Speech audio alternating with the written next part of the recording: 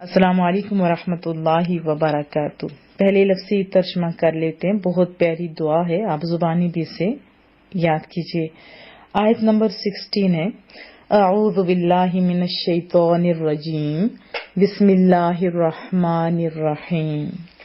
الذین، وہ جو اسم موصولہ، یقولون، التجا کرتے ہیں، کہتے ہیں، ربنا، رب اور نا، رب را بابا اس کا روٹ ہے، اصل معنی ہے تربیت کرنا، یعنی کسی چیز کو تدریجاً نشو نما دے کر حد کمال تک پہنچانا کیا۔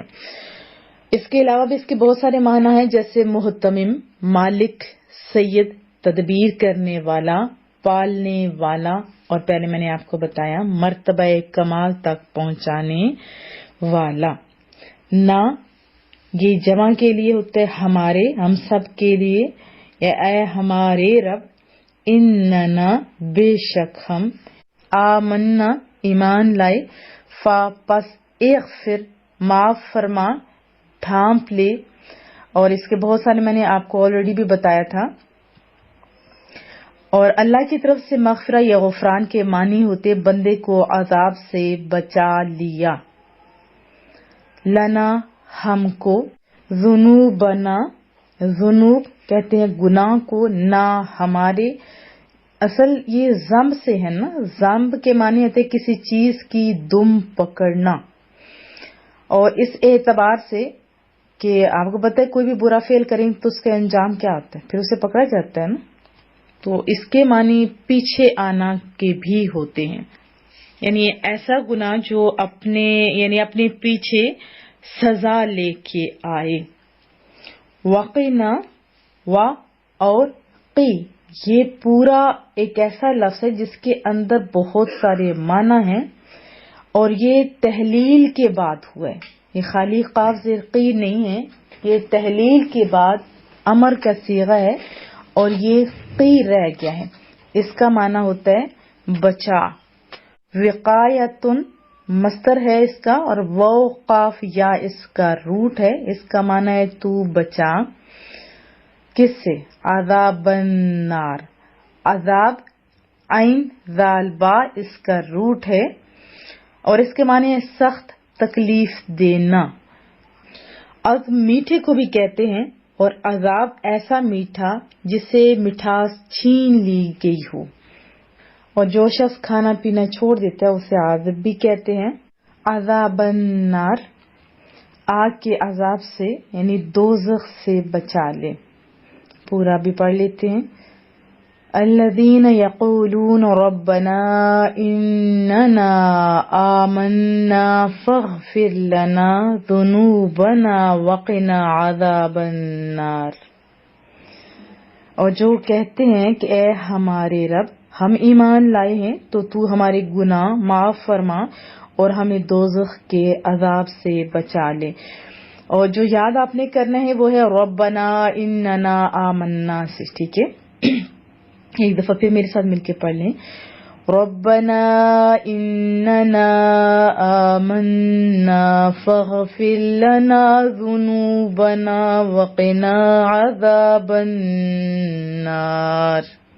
ڈیٹیل جان لیتے ہیں، پیچھے ہم متقین کے بارے میں ہی پڑھ رہے تھے، اب یہ متقین کیا کہہ رہے ہیں؟ مولا کریمہ ہم ایمان لائے سو ہمارے گناہوں کو بخش دے، اور کس سے بچا؟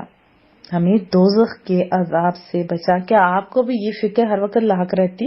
ہم تو گناہوں کے اندر ہیں، تو یہ حال ہے کہ ہم اتنے سکون سے ہوتے ہیں کہ ہمیں پتہ ہی نہیں، جو گویا ہم نے ساری زندگی ادھر ہی رہنا ہے۔ اب یہ متقین کی باتیں ہیں، اور متقین کے بھی درجات ہوتے ہیں۔ سب سے اعلیٰ درجہ تو یہ ہے کہ بندہ اپنے آپ کو ساری مخلوق سے، ہر چیز سے بچا کے اپنے آپ کو اللہ کے سپرد کر دیتا ہے۔ تو یہ سارے درجات بھی آپ کو سنا دوں، آپ بھی کوشش کیجیے، اللہ کرے کہ ہم لوگوں کو بھی اللہ اعلیٰ مقام دے دے۔ جیسے پہلا سب سے نچلا جو درجہ ہے وہ متقین کا یہ ہے کہ اپنے آپ کو کفر اور شرک سے بچاتے ہیں۔ دوسرا درجہ گناہ کبیرہ سے اپنے آپ کو بچاتے ہیں۔ تیسرا گناہ صغیرہ سے بچانے والے، اور اس سے اوپر جو درجہ ہے وہ چوتھا درجہ سنت موقدہ کے ترک کرنے سے بھی اپنے آپ کو بچاتے ہیں۔ اور 5ویں درجے کے لوگ سنت غیر مؤکدہ کو ترک کرنے سے بھی خود کو بچاتے ہیں۔ 6 نمبر پہ درجہ یہ کہ خود کو ایسے کاموں سے بچاتے ہیں جو فی نفسی گناہ نہیں ہوتے، لیکن ان کاموں کے کرنے سے گناہوں کے راستے چونکہ ہموار ہو جاتے ہیں، تو ایسے کاموں سے بھی بچتے ہیں یہ لوگ۔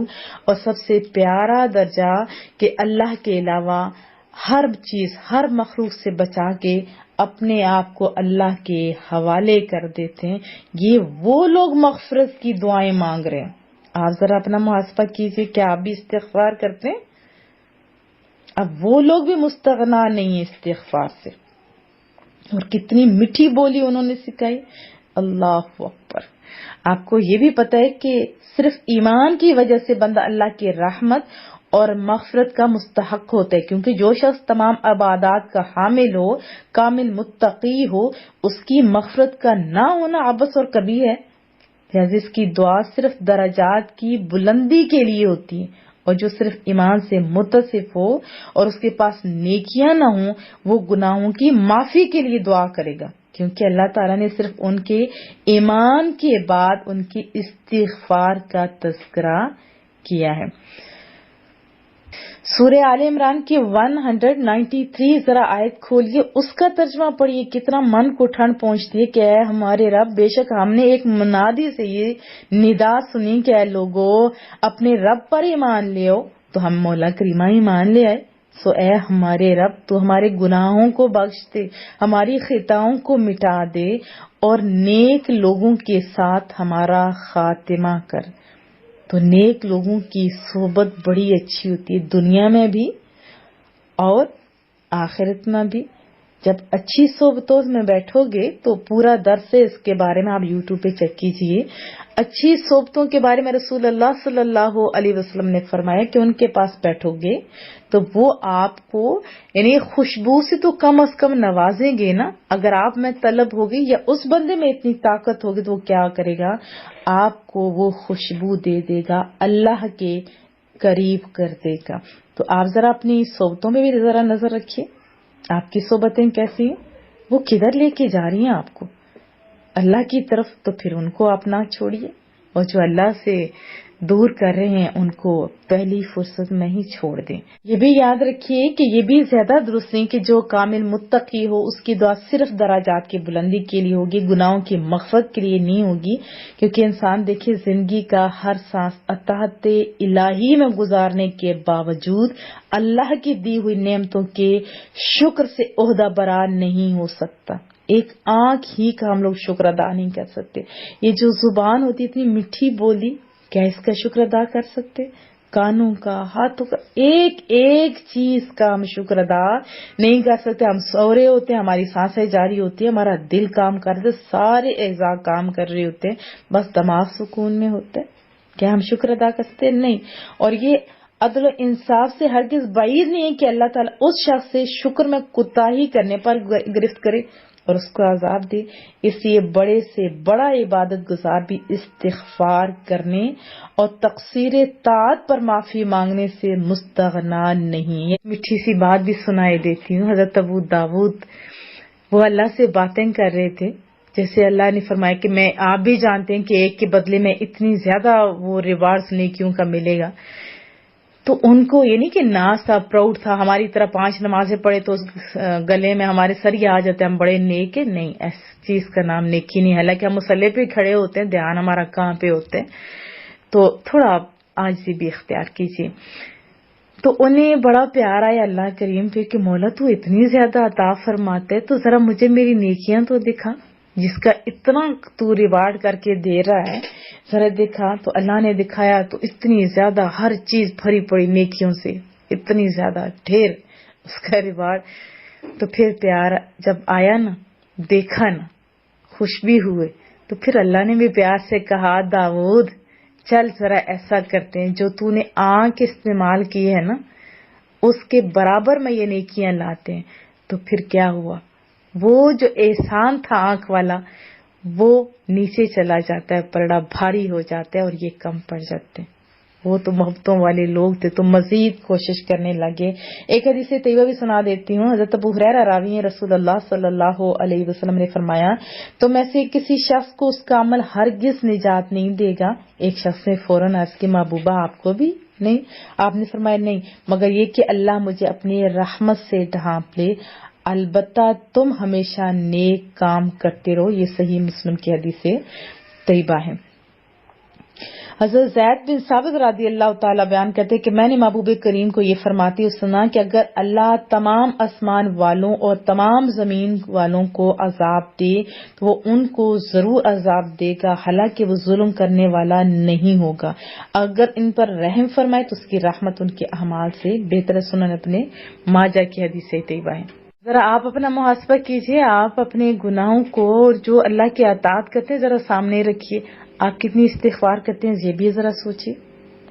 محبوب کریم جن کا لمحہ لمحہ اطاعت شعاری میں گزرا، عبادت اتنی کہ کھڑے ہو کے پاؤں مبارک سوج جاتے ہیں. حضرت عائشہ صدیقہ والی بات میں نے آپ کو سنائی ہوئی ہے. تو باوجود اس کے وہ کم از کم دن میں 70 مرتبہ استغفار کرتے تھے. یہ بخاری شریف میں 70 دفعہ کم از کم کی میں بات کر رہی ہوں. اور یہ بھی بخاری شریف میں ہے. حضرت ابو ہریرہ راوی ہیں، فرماتے ہیں کہ میں نے محبوب کریم کو یہ فرماتے ہوئے سنا کہ رسول اللہ صلی اللہ علیہ وسلم نے فرمایا کہ میں ایک دن میں 70 مرتبہ سے زیادہ اللہ سے استغفار کرتا ہوں اور اس کی طرف توبہ کرتا ہوں. آپ ذرا اپنا محاسبہ لازماً جاری رکھیے. یہ بھی یاد رکھیے کہ رسول اللہ صلی اللہ علیہ وسلم معصوم ہیں. معصوم کون سے لوگ ہوتے ہیں؟ صرف انبیاء جو بچے گناہ نہیں کرتے وہ ہوتے ہیں نادان. اور دیکھیے رسول اللہ صلی اللہ علیہ وسلم نبوت سے پہلے بھی نبوت کے بعد بھی کوئی صغیرہ کوئی کبیرہ کوئی گناہ نہیں ہوا، نہ ہی ساون نہ ہی عمدن. پھر بھی آپ استغفار کرتے. آپ کا استغفار کرنا اور توبہ کرنا اس لیے تھا کہ فی نفسی ہی توبہ اور استغفار عبادت ہے. کیا ہے؟ عبادت ہے. ہم نے سورہ نصر میں بھی پڑھا تھا نا، فسبح بحمد ربک واستغفر انہ کان توابا. محبوبہ آپ اپنے رب کی حمد کے ساتھ اس کی تسبیح کریں اور اس سے استغفار کریں، بے شک وہ بہت توبہ قبول کرنے والا ہے. یہ اللہ فرما رہا ہے. آپ کا توبہ اور استغفار کرنا اس لیے تھا کہ اللہ تعالیٰ توبہ اور استغفار کرنے والوں سے محبت کرتا ہے. ان اللہ یحب التوابین، بے شک اللہ توبہ کرنے والوں سے محبت کرتا ہے.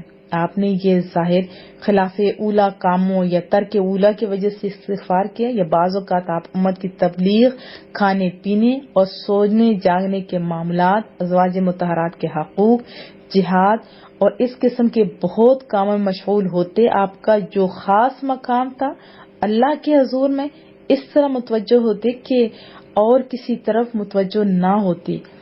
اور آپ صلی اللہ علیہ وسلم اگلے حال کو دیکھ کر پچھلے حال پر استغفار کرتے.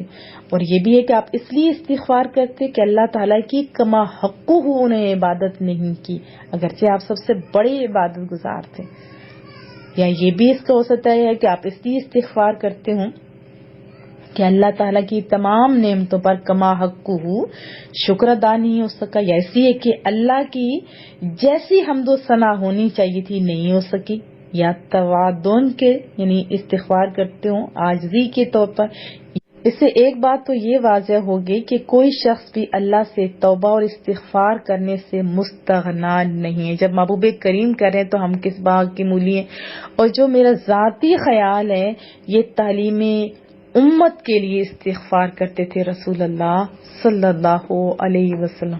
اور بندہ جب یہ سوچ کے استغفار کرے کہ میرے محبوب بھی کرتے تھے کتنا مزہ آتا ہے. اگر گناہوں کو سوچ کے کریں تب بھی اچھا ہے. اور میرا یہ بھی خیال ہے کہ اللہ کے محبوب کو یہ پتا تھا کہ میرے امتیوں میں سے کچھ لوگ ایسے بھی ہوں گے کہ جو استغفار کریں گے، اور دوسرے جو سننے والے ہیں وہ ان کے مائنڈ میں آپ بھی سوچیے کہ آپ کے مائنڈ میں بھی تو نہیں کہ پتہ نہیں اس نے کون سا گناہ کیا ہے تو استغفار کر رہا ہے. اس وجہ سے میں نے بہت سارے لوگوں کو دیکھا وہ استغفار جیسی اتنی پیاری دعاؤں سے خود کو بیچارے بچا کے رکھتے ہیں اور ڈرتے ہیں. ہمیں تو ناز کرنا چاہیے، ہمیں تو ناز کرنا چاہیے کہ محبوب نے یہ ہماری تربیت فرمائی ہے. اور ہم کہاں اتنی بڑی ذات ہوگے، نہ ہماری عبادات کامل، نہ ہی ہمارے معمولات کامل. ہماری زبانیں دیکھیں، ہمارے عمل دیکھیں، تو یعنی ہم لوگ نماز بھی پڑھ رہے ہوتے ہیں، کھڑے مصلی پہ دھیان کہیں اور ہوتے ہیں. کیا ہماری نمازیں کامل ہیں؟ کیا ہمیں استغفار نہیں کرنا چاہیے؟ ہمیں استغفار کرنا چاہیے. اگر آپ سمجھتے ہو کہ آپ صحیح تراجم کو مد نظر رکھ کے ایک ایک لفظ کو صحیح مخارج کے ساتھ پڑھتے ہو، پورے دھیان کے ساتھ پڑھتے ہو، تو پھر بھی کمی کوتاہی ہو سکتی ہے. تو کیا ہم اللہ کی نعمتوں کا شکرانے کا حق ادا کر سکتے ہیں؟ کبھی بھی نہیں کر سکتے. پہلے تو ہماری عبادات بھی ناقص، اور پھر ہم لوگوں کا جو انداز ہے وہ بھی ناقص ہی کہہ سکتے ہیں. تو آپ بہت ہی اہتمام کے ساتھ ڈیلی کا معمول بنا لیجئے کہ آپ استغفار کیا کریں گے. استغفار کرنے سے آپ کے مسائل حل ہوں گے. استغفار کرنے سے آپ کو اولاد جیسی نعمت ملے گی. استغفار کرنے سے آپ کو دولت ملے گی. استغفار کرنے سے آپ کو بیٹے ملیں گے. استغفار کرنے سے آپ کو عہدے ملیں گے. ہم جب بزرگوں کے معمولات پڑھتے ہیں تو وہاں سے ہمیں قرآن کریم سے بھی یہ ثابت ہوتا ہے، ملتا ہے، اور اس کے بارے میں نے درس دیا تھا. آپ درود پاک کی کثرت کیجیے اور استغفار کی کثرت کیجیے. دیکھیے کہ کریم رب آپ پہ کس طرح نعمتوں کی بارش کرتا ہے. پہلے بھی خیر اس نے کمی نہیں چھوڑی ہوئی، بس آپ سوچنا شروع کریں کہ اللہ نے کیا کیا نعمت آپ کو دے رکھی. چلے تھوڑا سا سوچوا دیتی ہوں. ہاتھ دیکھیں، ہاتھ کے اوپر ناخن دیکھیں، آپ کے یہ جو فنگرز کا بینڈ ہونا یہ آپ دیکھیں، چھوٹی بڑی چیز کا اٹھانا یہ آپ دیکھیں. اپنے کانوں کا ذرا سوچئے، اپنی آنکھوں کا، اب کے اندر کروڑوں کا دل، کیا کیا نہیں دے رکھا اللہ نے آپ کو. بہت کچھ. آج سے آپ یہ بھی کہنا چھوڑیں کہ میرے پاس کچھ نہیں ہے. آپ کے پاس سب کچھ. اگر نہیں ہے تو میں ہی آپ کی قیمت لگاتی ہوں.